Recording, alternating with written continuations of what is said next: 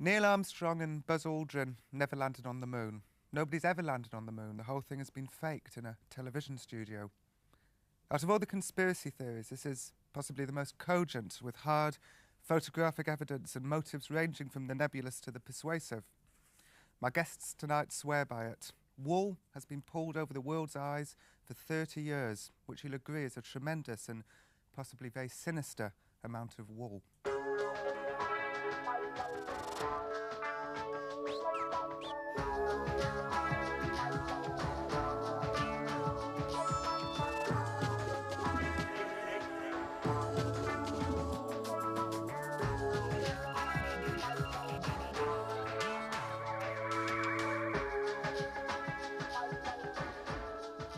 I'm David Percy. I'm a filmmaker and professional photographer and have evidence that the visual record of the Apollo moon landings was both faked and encoded with the means by which we could detect these fakes. I'm Barry Reynolds, originally a firm believer in the moon landings, now carefully reconsidering and evaluating the evidence, both for and against. My name's Matthew Williams. I'm a believer in the paranormal. I used to be a skeptic, but one thing I don't believe in is that NASA has told us the truth about the moon missions. My name is Marcus Allen. It's not a matter of belief in the moon landings, it's a matter of looking at the evidence. The evidence does not support the belief that man landed on the moon. My name is Andy Thomas, and I'm a writer and a lecturer on the paranormal. And I believe there are persuasive clues to suggest that many of the NASA photographs of the moon landings have been tampered with or even fabricated. My name is Mary Bennett, and during my research I have found serious evidence to suggest that Apollo astronauts did not actually set foot on the lunar surface. Maybe I can start with you, Mary. Can you explain exactly what has happened over the last 30 years? Has nobody ever landed on the moon? I wouldn't say that nobody has ever landed on the moon. I would say that the American Apollo astronauts that we have been led to believe landed on the moon during the Apollo space program did not, could not have done. And I will be prepared to eat my hat on this one, should I be shown to be wrong. Mm-hmm. And where does this come from? Why do you think this never happened? Firstly, because the photographic proof and various other hard scientific facts demonstrate that with the technology available at that time, it's highly doubtful that they would have been able to do that. So let's start at the beginning. The space shuttle took off. We also had taken off. I must correct you. The space shuttle is recent. It was a Saturn V rocket. Mm-hmm. So the rocket it took off. I mean, it definitely took off. We saw it take off, and NASA has said, yes, we did there go were to a lot the moon. of people. We all saw the rocket take take off. Earth's surface, yes. Let's put it that way. Yes. So I assume that the rocket took off and then landed somewhere where nobody was looking. Well, a scenario could be that the craft took off with the astronauts in the capsule, because if anything should happen by way of a disaster at launch, we would want to see, unfortunately, the remains of the astronauts on board. But what could happen is that the craft would take off, the capsule will go into orbit. After all, that's a tried and tested way of getting into space, but it's only very low space, it's not real space. Well, we see it going a long way up. We see it going a long way up. That's right. We see it going a long way up, out of sight. Is out of mind. That's right. The capsule can then orbit, and then there is no reason at all why it shouldn't land in the Pacific until the time when allegedly they are returning from the moon, and the capsule then can be put back into orbit and dropped down. Now, what happened in between, of course, is what we're going to discuss today. I mean, the point is that why would they want to fake it? And that's what the question people would ask. But, I mean, it was so politically important at the time to get men on the moon, to beat Russia, be the first on the moon, that really when you've got those high stakes that anything could go wrong, and there's a million things that could go wrong, and as they say, not one thing went wrong, everything went right. They were very lucky that they got there in one piece. And with those sorts of odds, would somebody have said, well, okay, we can say they went to the moon, but nobody will know. But for our purposes and for the rest of the world, we will look like the world leaders in space. But we can fake those bits, and maybe we'll do them again. Maybe they'd done them previously, but they couldn't tell people, because there's sort of certain evidence to say that they've actually been to the moon earlier as well, and that's kind of interesting. Is there? Yes, I mean, there's Yes, well, I mean, the Russians went and sent their probes up to the moon, the Oh, automatic probes, certainly, yes. Yes, and Yes. there was evidence that there was certain sort of structures on the moon back in those days, taken from telescopes, yes.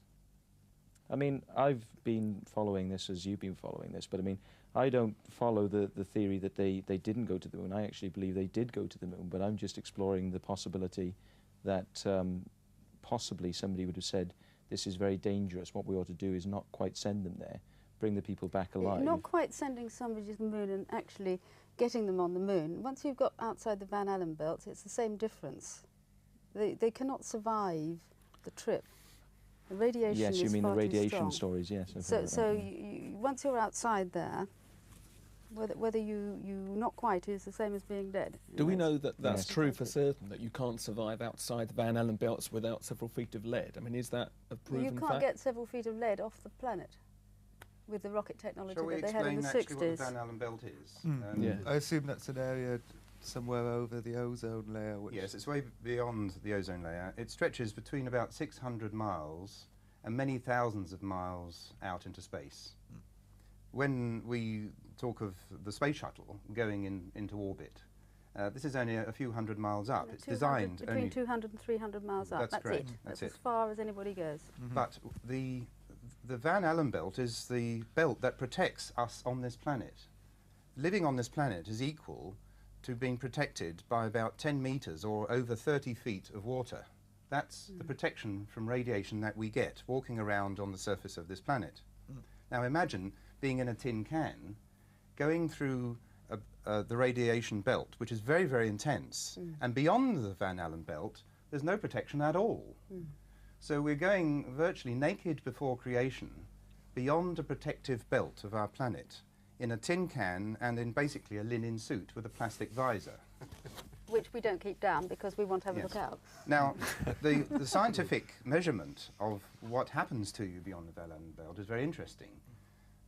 If you are exposed to more than 300 rems, which is the measurement they used in the 60s, you are likely to die within a few days, perhaps 40%. 500 rems and about 50% of people will be dead in a few days. So you say it's physically impossible that anybody's ever been on the moon. It's never Didn't happened. actually say that. No, you can send anyone But in the or 60s any living thing to the moon, but can, as Kennedy said that they wanted to do, can you bring them back alive? That's the question. Because if they're fried, you can get them there, perhaps. But if you have But they've people all like been Armstrong and Aldrin Well, still they've all alive, been interviewed on TV afterwards. All of them, haven't they? Yes. Yes. Ooh. Yeah. So Maybe they they can never have didn't. gone up there in the first Well, place. this is the That's conclusion right. one has to come to. Maybe they didn't go as far, did they? Maybe they And were still you see, the inside only the safe protected distance belt. to go is Yes. up to the point of the Van Allen belt, which is where the shuttle goes. Well below. Well below, in 300. fact. They It won't goes only go halfway higher. there. So where do you come from? You're a photographer, and so you looked at these photographs as a professional photographer rather Yes. than as somebody who was interested in conspiracy theories. Yes, first. there was no conspiracy in the early days. In fact, I used to be a cinema projectionist, and in the 60s, I was running a cinema in Hampstead, the classic Hampstead. And when we landed on the moon, I put up a slide to the audience. I said, July, we put the date at the top, 20th of July, 1969, man has set foot on the moon. It's exactly what I wrote on this slide. And did everybody in Put the it- audience... They all clapped and cheered, and it was up there for quite a few minutes. And it was But they're not, wonderful. after a while, saying, "Can we see the film now?" Well, the film is still going. The film is still going. This was superimposed over the picture. Oh, that Really? must have really pleased them. I know, it's exciting And it moment. was wonderful. And a lot of people watched it live on television and so forth. But because I'm also a filmmaker, I got a hold of the material that was the alleged tele-recordings of the transmissions. There are many hours, over 80 hours worth, of transmissions, allegedly from the moon. And I started comparing these photographs, which are full of holes in themselves, with the TV coverage. I think one example I could give you is of Aldrin coming down the ladder. It's quite a famous picture. In fact, there are a set of pictures. So not only do we have problems with the lighting, where we can see quite clearly that despite the fact he's coming down the ladder in the shade, he's perfectly bright, equally bright to the surface of the moon beyond him. And Neil Armstrong wasn't standing Well, there interestingly with a enough, flash. Neil Armstrong has to be standing here in order to take the picture. But when you look at the television coverage of our friend coming down the ladder, Neil Armstrong is standing somewhere else. He can't have taken that picture. And he didn't have a flash either. He had no flash and no lights.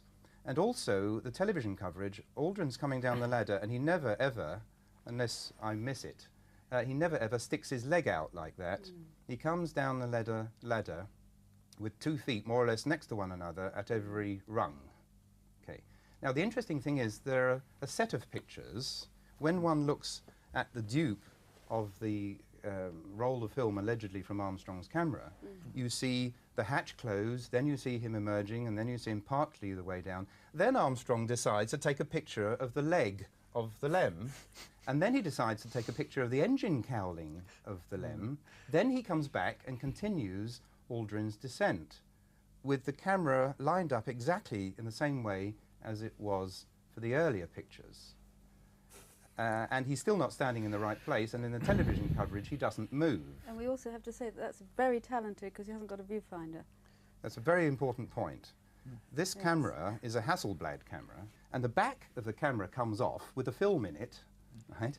And then you can change the film, or change from black and white to colour, by unclipping the back, putting in a plate, just like the old photographers used to have to protect the plate from being fogged by the light. And you don't forget, you've got these very thick gloves, and you've got to manhandle this plate. Well, they're enormously thick. You can't bend your fingers in them actually because they're so pressurised that you And can't bend so your you fingers. have a camera, and to save on weight and glass and so forth, there is no viewfinder. And there's also no exposure meter. You have a little card that says, almost like cloudy bright F11. Right? So you have to get your exposures right, despite the fact that 1 minute you're photographing an engine cowling, the next minute you're photographing somebody in the shade. Okay. Now, any photographer will see, when you look at the original colour picture of that it's lit. That's the point. Lights are used.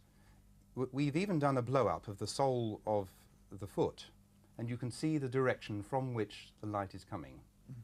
So, Marcus, what David's saying is that the film and the photographs obviously were taken separately, which would seem strange in itself. Why would, even if it was faked in a television studio, why wouldn't there be somebody taking photographs as the film was being made? It's probably unlikely that anybody at the time that the film, the TV film, the cine film, and the still films were taken, that anybody, don't forget we're talking in the summer of 1969, when these would have been done, that anybody thought that 25, 30 years later, that somebody would have sat down and gone through, totally unemotionally, because we're talking about one of the great events of civilization, landing on the moon.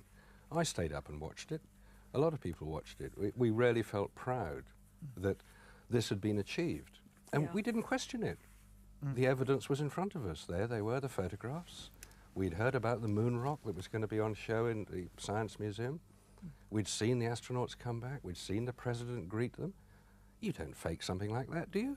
Of course not. This is 1969. The world got a lot more cynical since then. And you don't think they were doing such as Matthew says, there are reasons why it was so important for America to be seen to be successful in space. Because Russia, though Russia had beaten America into space in the first place by getting Sputnik up there, by getting the first man up there, America's pride was severely dented. Kennedy comes out with his great challenge to land a man on the moon and return him safely to the Earth by the end of the decade. And they did it. And America was proud. America was the leading country. But now supposing during the time that they were looking at how to get a man to the moon, the scientists came to the conclusion that it was actually impossible, that there were too many obstacles to overcome within the time frame. The radiation, which I think has been overlooked as a major obstacle.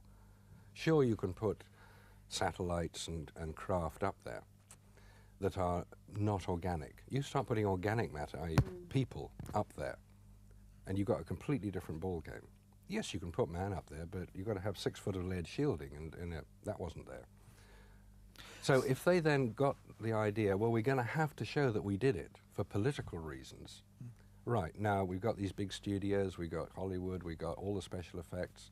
They had a deadline.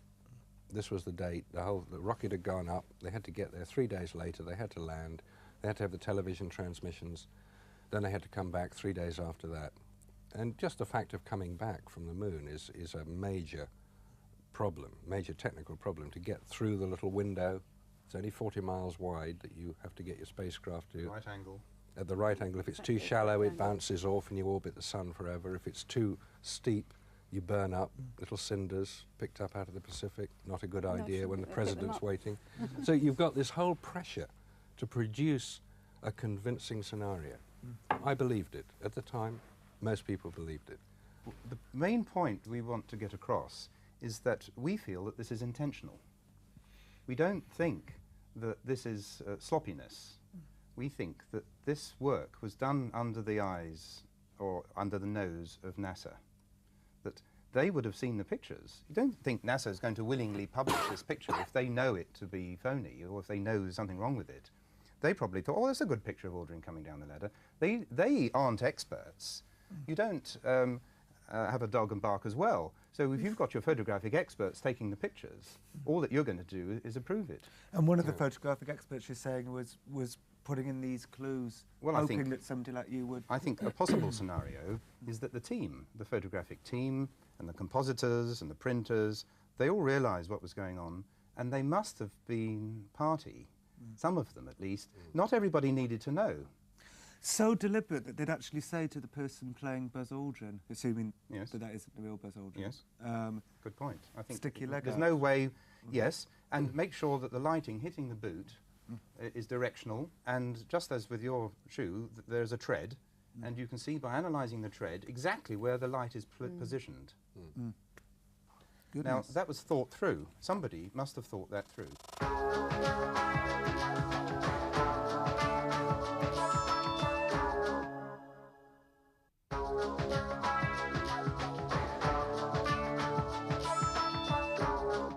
We've been concentrating a lot on that photograph. Can we look at some of these others? Yes. Now, this is perhaps the Especially, most... I mean, I've got to say that, you know, this is so persuasive, yet it's such a...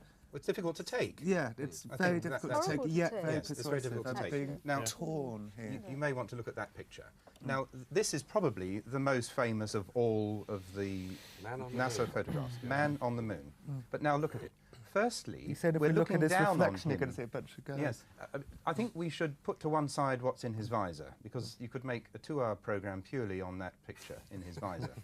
Firstly, we're looking down on the astronaut very slightly. That's the first thing. Nothing to do with the lighting. You can see the top of his head. See the top of his head, and you can also see the top of his backpack. However, the camera that photographs any astronaut is clipped to the chest. So how can you ever be higher than 6 feet in order to look down onto the astronaut? But you need to look down onto the astronaut in this picture in order to see he's standing in a pool of light. It's rather like a follow spot in the theatre. You know, when somebody moves around the stage, this spotlight keeps them well illuminated, and you can see what is the hot area. The area where the spotlight doesn't hit is much darker. Well, it's exactly what we've got in this picture. Not only, however, is this light behind the astronaut, but the part of the astronaut that faces the camera that ought to be totally black, because we're in a vacuum, and there's no way you get anything filling in.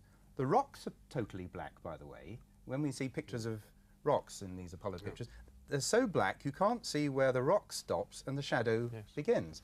So why isn't our astronaut totally black? Well, NASA don't want that. They want to be able to see their astronaut.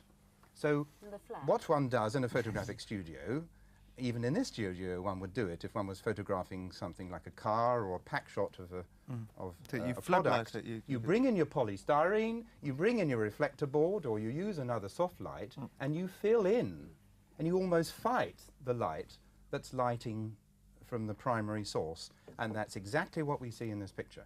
In the distance, left and right, the horizon, it's very dark. It's almost a stop or two darker than our subject. But He's it's supposed to be standing in a illuminated by pool the sun, of light. which is a Natural totally sunlight, yeah. Is this level how light illumination. behaves? Yes, the horizon should be lit up as much as the rest of the picture. Yes. And nobody, this has not occurred to anybody. He cannot be standing in a pool of light if he's lit by the sun. It has to be lit. That means a studio. Unless, of course, that this was a specially prepared batch of film by Kodak. Well, we have spoken to Kodak about this, Have we? and we Right. know that it's ordinary Ordinary Ektachrome, Ektachrome. 160 ASA, as it used to be called in those days, film that anyone could buy. There was nothing special about it at all. It was 70mm But film with surely sprockets. there must have been something special about it, because we know that on the moon's surface the temperature is extreme. It's either very hot or very cold. And if it was very hot, because we're allegedly in the sunlight, the temperature is about 200 degrees centigrade. It's about the temperature you'll cook your Christmas turkey at. Yes, if I may just comment on the temperatures. On the transmissions, and I'd like to take this as the figure that we go with, on the transmissions they talk about it being 180 degrees Fahrenheit. Right. Okay, but that's in the sun. If you leave your film stock and your camera in the shade, it will go to minus 180 degrees.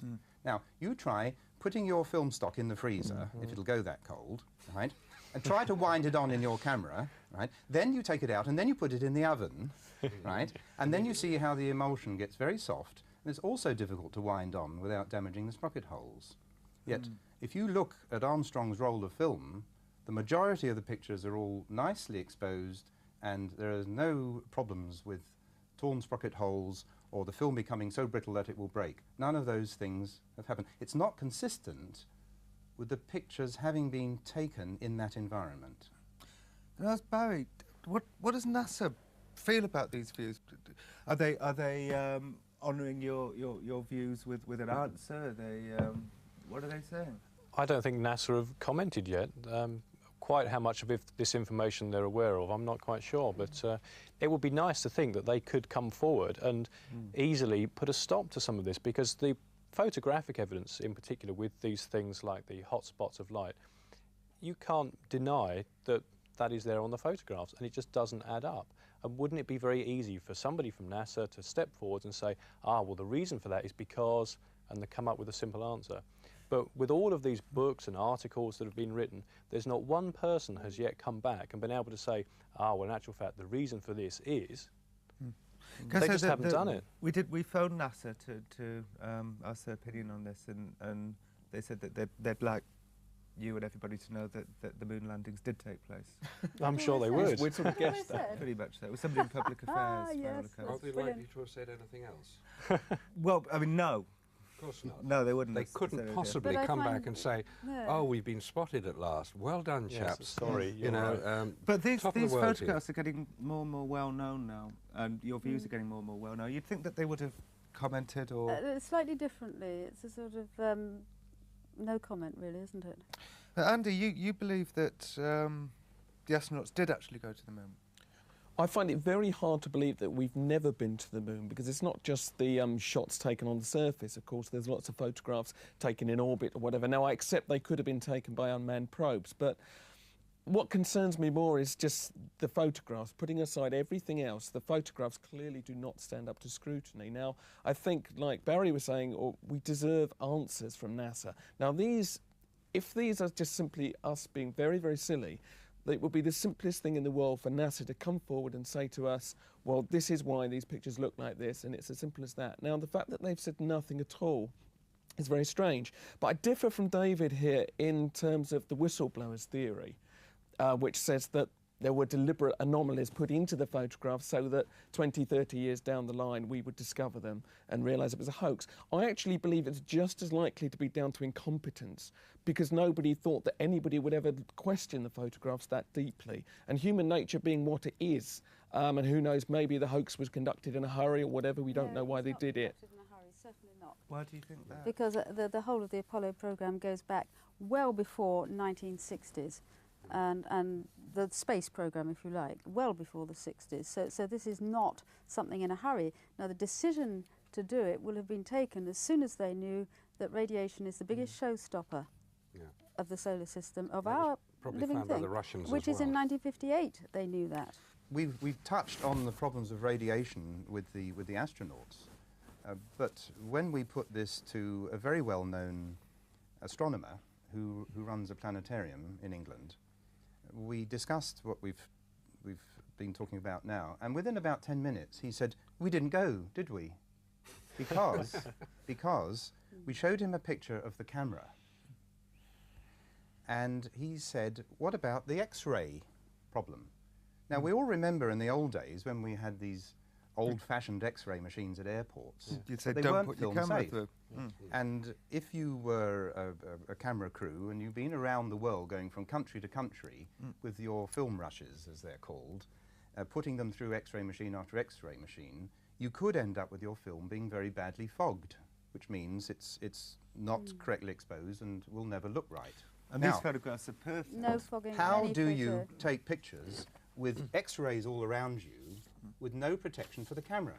Now, the official explanation as to why the X-rays didn't affect the film is that the camera is very well protected. It was painted with a coat of aluminium paint. This is the Good, isn't X-ray it? protection. Ah.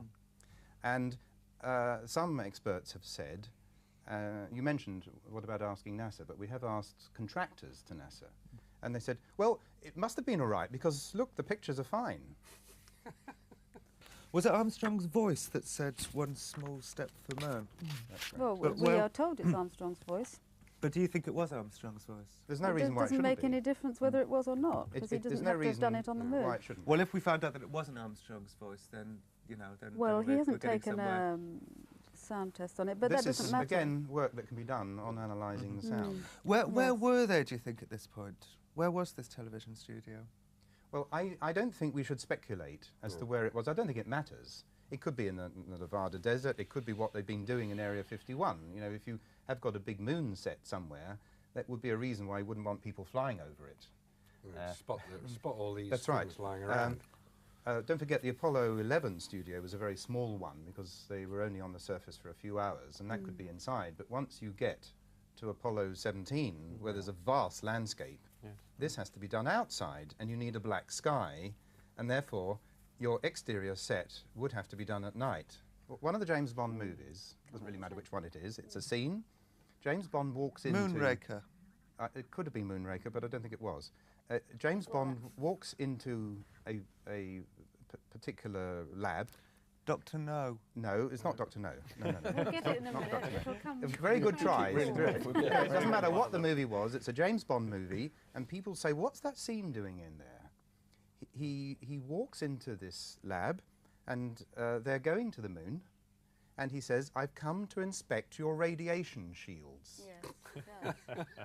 Okay? And the next thing he does, he walks out of the lab onto a moon set with astronauts sponcing around and phony backgrounds to it. And a studio. That's right, it's a Above it. complete studio. I Remember remember at the this And he scene? ends up being chased out of this set. so Leaping you have a onto the connection rover and rushing off. in a James Bond movie of a lunar set and a statement just prior to it that says, I've come to inspect your radiation shields. Now, isn't that interesting?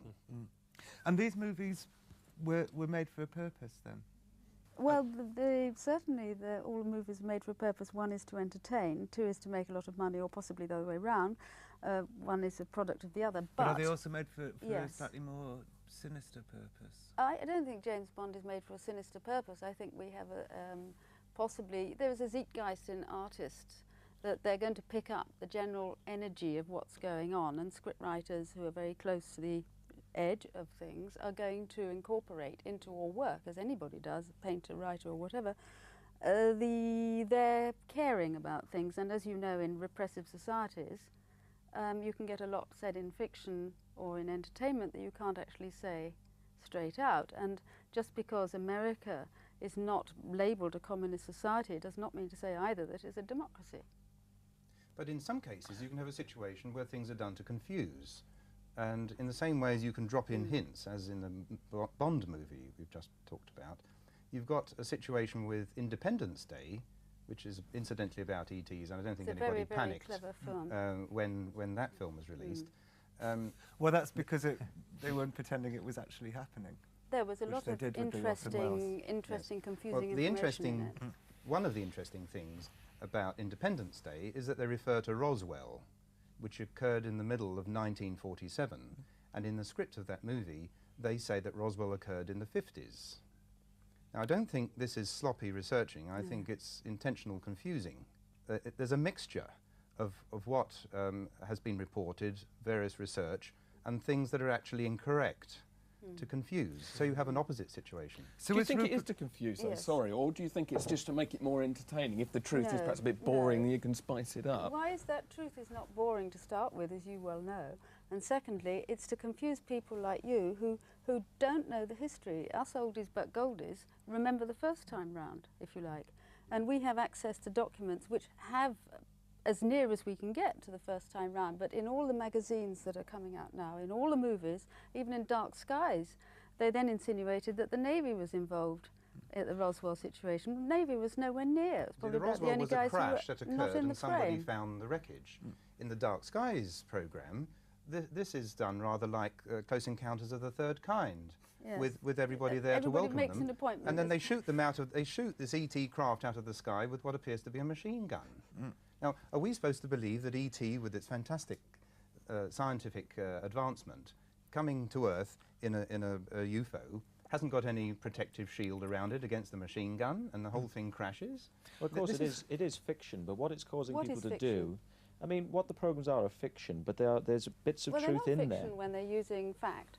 I think that we are being given information and guided in a way of thinking in order that a certain atmosphere is achieved within the general public. And yes, they want to inform. And who is deciding? Hang on, before who, let's just finish. I think why. the atmosphere is to create, I think the atmosphere is to create a fear of things unknown, and especially ET. I do not think that the powers that be, whoever they might be, and Marcus, you can answer that one, you're head of conspiracy. Is this the famous secret one world government that we hear so much about? Well, the elders as to whether there is a secret one world government, the evidence for it is, shall we say, not exactly coming out of every newspaper and television program one reads. There is a rumour of it. There is certainly that is an explanation offered by many people for certain unexplained and unconnected events, which, by saying, well, it must be the secret one world government, whoever they are, it explains things which are inexplicable.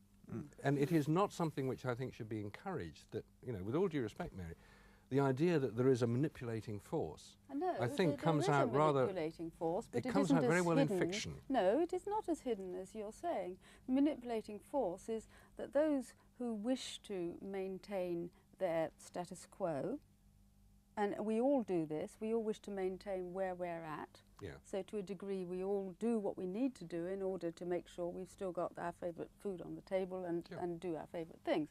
It is that on a larger scale, but the fact of the matter is, if E.T. is out there, it is not necessarily that he is a four-headed reptilian oink who can't relate to anything or anybody, but that is the impression that we are being given very much so lately in the last few years from the media and the magazines that publish this stuff, and there must be an intention behind it. And if you are running a multi-million-pound company in whose interest it is to maintain your status quo at that level, then you would rather have things not change. And are the same people who are destabilising us through misinformation in films and television programmes, are these the same people who are also feeding us the untruths about the moon landing? Is it the same group of people? I would say that we are being steered by human beings in one direction, and I would say that the experiences of many, many, many, many people of other forms of consciousness are steering them in another direction, and these two directions are possibly not of the same demands. And it is not E.T. or the consciousnesses that manifest as such who are the aggressive partners in that. We're all being very mild-mannered here today, yes, and I mean, we have a lot to say. I mean, there is evidence. We haven't looked at all of it here. I mean, the thing is, life is easy to live if you're ignorant of certain facts. And people live their lives quite happily, not knowing some of the things that some of us here have come into contact with, the information. The information is out there. It's not necessarily suppressed. And if you look a little bit further, just beneath the surface, I mean, this is not crazy stuff. This is out there.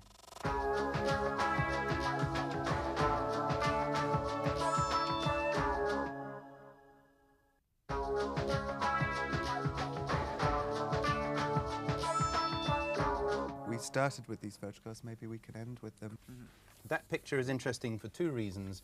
A, you can see the lem there with nothing disturbing to the rock, and B, you can see shadows going in crazy directions. You'd expect a dust blast or something, wouldn't you? You know, absolutely. Well, Yeah. there are so many different statements about dust. You know, one mission will say, "Oh, kicking up a lot of dust." The other will say, "Oh, no dust here."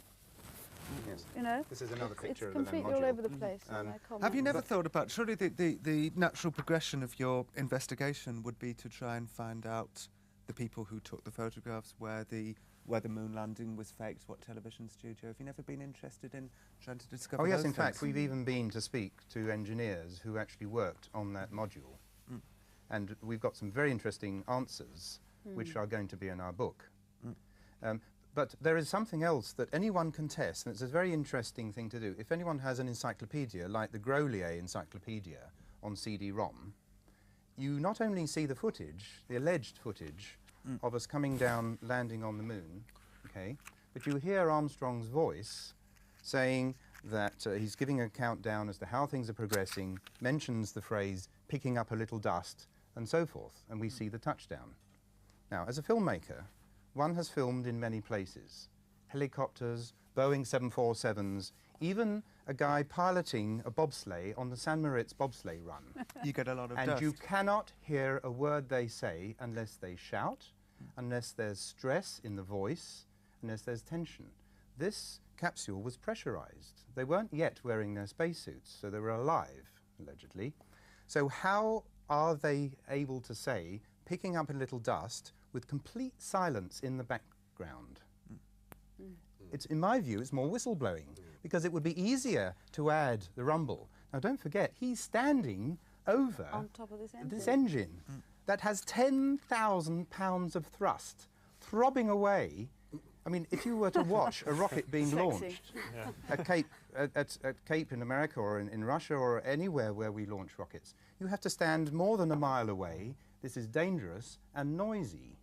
If a rocket ever falls over, the blast will blast things at a tremendous rate, a tremendous force. Imagine your sofa is just above a rocket with 10,000 pounds of thrust, and you're just talking as cool as a cucumber. He was very calm. The Eagle has landed. But he was representing America. He had to be calm. This was a big moment Well, for also him. Exactly, but it's phony. It isn't real. That he had done many hundreds of simulations.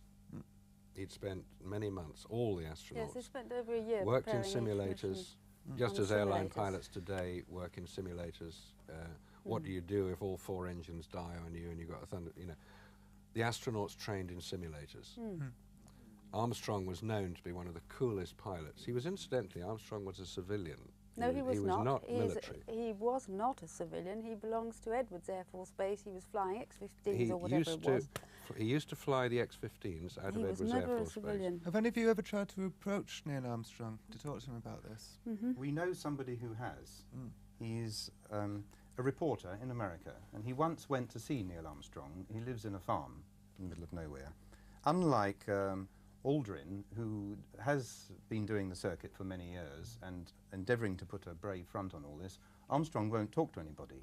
Anyway, this reporter, who's a television reporter, went along to Armstrong's place, knocked on the door, said, "Could I speak to you, please?" Armstrong said, "If you ever come back here again, you'll be physically removed from these premises." He did go back again, and he was physically removed, and he has got it on video.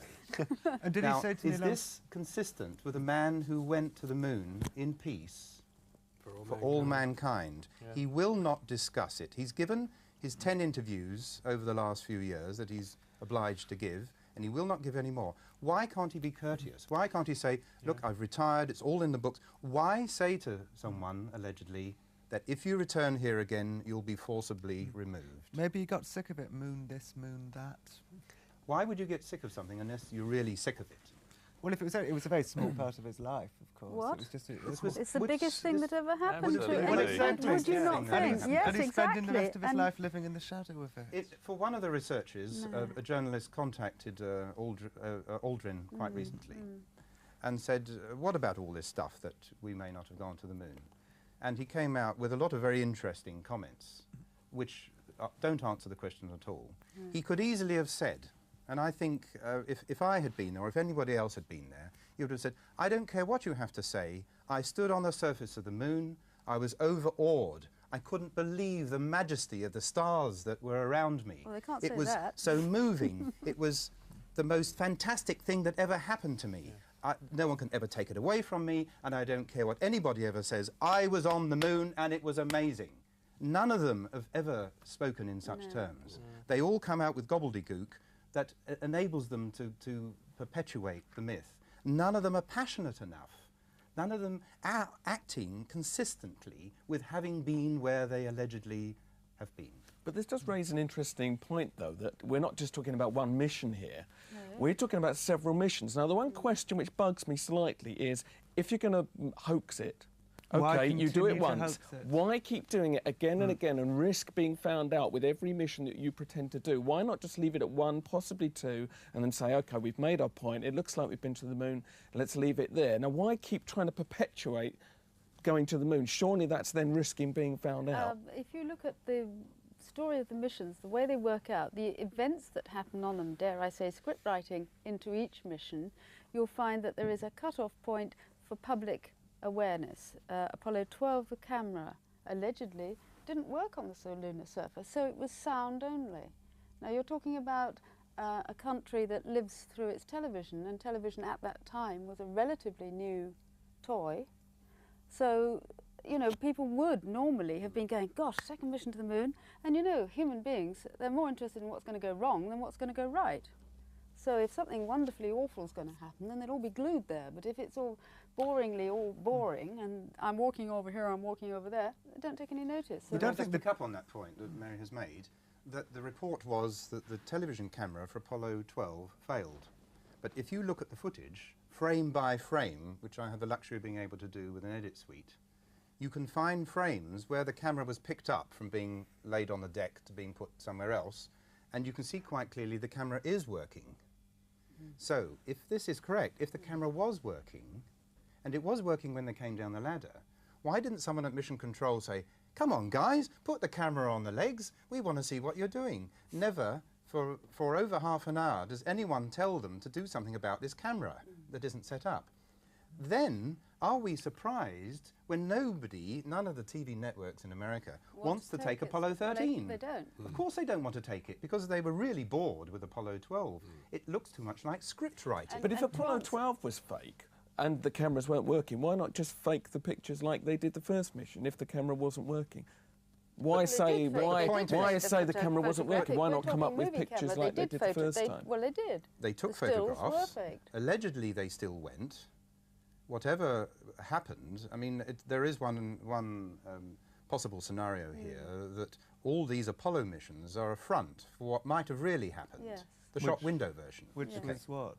Well, I don't think we've got time to go into that today. But I think that's more likely. I think that's more likely than it never happened at all. That what we are presented with here, what these pictures are not the true story, but there is a true story to be told. Yes, but we're just talking about the shop window version for the moment. Okay.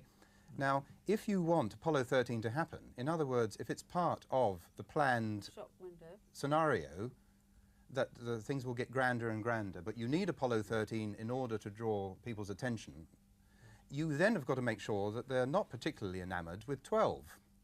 Okay?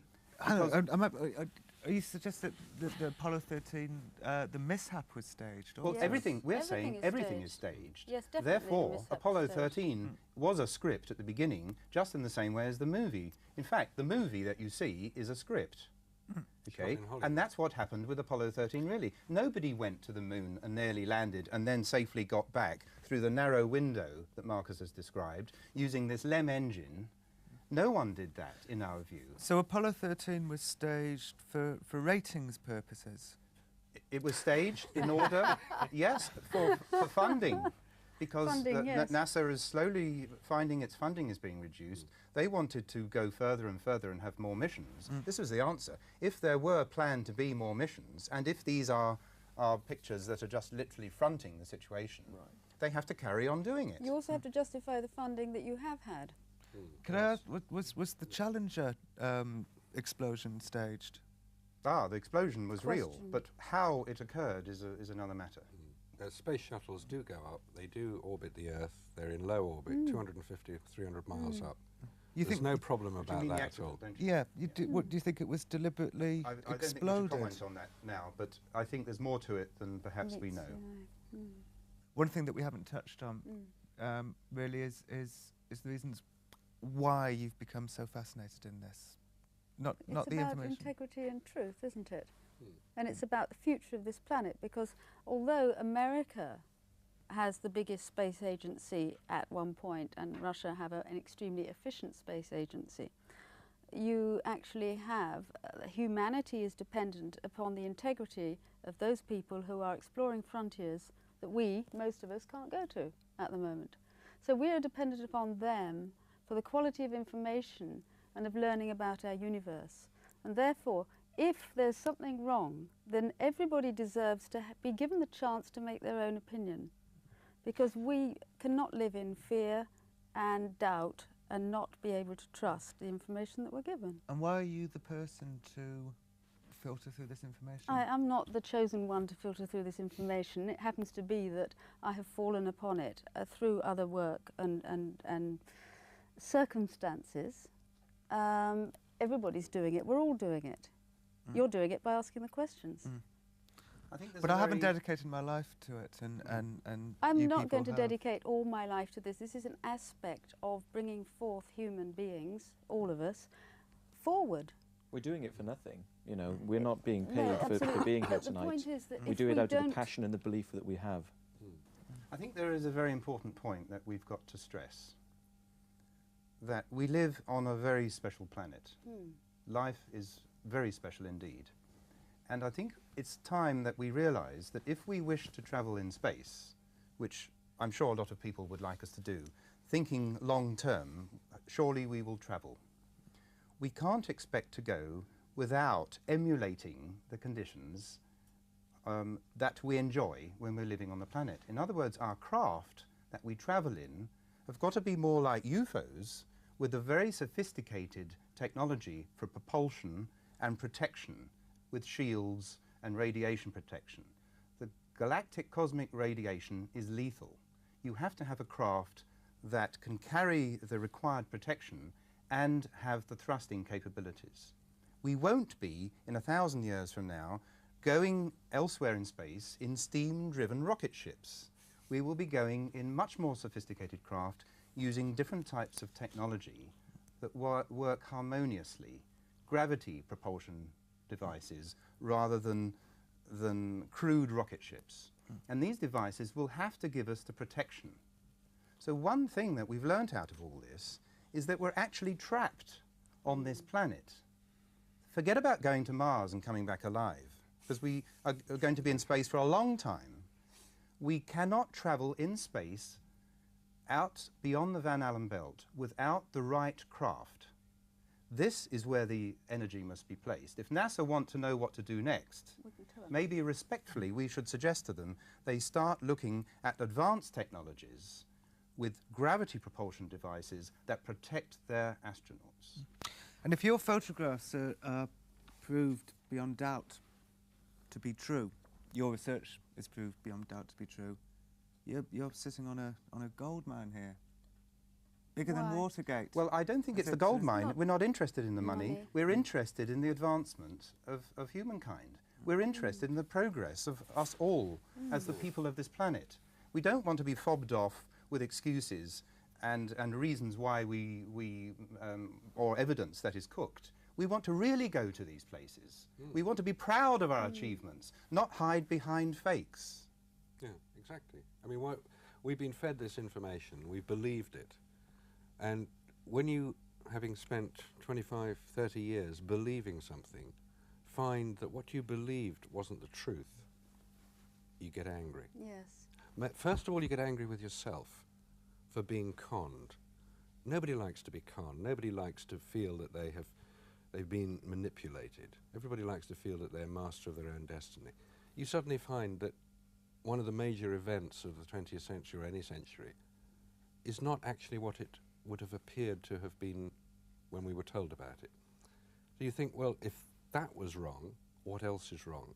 And you then dismantle the whole of one's belief, of your belief system, and you start building it back up again. I'm quite often asked, do I believe in UFOs? And my answer is always the same. It's not a matter of belief, it's a matter of evidence. And this is what David has done, Or and what we're doing here tonight. We're looking at the evidence. I think that's Don't believe the thing. what we say. Because we've touched on a lot of things tonight, like ETs, UFOs, but throw all that away, because to some people that biases them against it and they'll think we're all cranks. The fact is that the evidence is there in the photographs, that we have not been told the true story. What the exact true story is, we'll never agree, but the evidence is there for all to see, not just people with what others might call cranky belief systems. And it's up to people to take themselves to the photographs and see for themselves what people like David and Mary and the rest of us are saying.